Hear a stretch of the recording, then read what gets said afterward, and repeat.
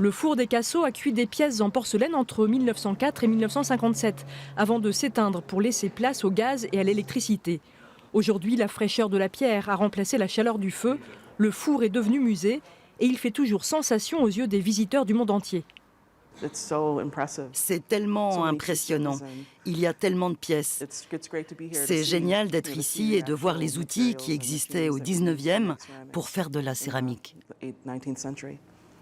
Rentrer dans ce site, c'est plonger dans l'histoire de la porcelaine. C'est comprendre les prouesses humaines et techniques développées dans cette industrie et découvrir ce four rond exceptionnel. Il est monument historique, donc unique en France. La particularité architecturale d'une telle construction est remarquable. 120 000 briques réfractaires, 20 mètres de haut avec la cheminée, 8 mètres de diamètre, 8 foyers. C'est une cathédrale industrielle. Des sites comme celui-ci, avec 9 fours à son paroxysme, embauchaient entre 1500 et 1800 personnes.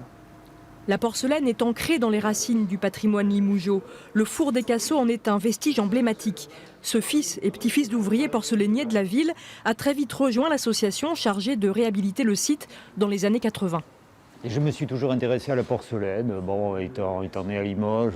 Et vu les bâtiments ici, ça valait peut-être le coup de se replonger un petit peu dans ce climat que moi j'avais connu tout jeune. Limoges, c'est la ville de la porcelaine. Quand on va dans le monde entier, comme j'ai pu le faire, on entend parler de Limoges porcelaine. On associe absolument les deux noms et je pense qu'on n'a pas le droit de laisser partir tout ça.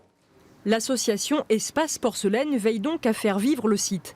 Et si la star du musée reste le four, des expositions temporaires participent aussi à l'animation du lieu, à voir toute l'année.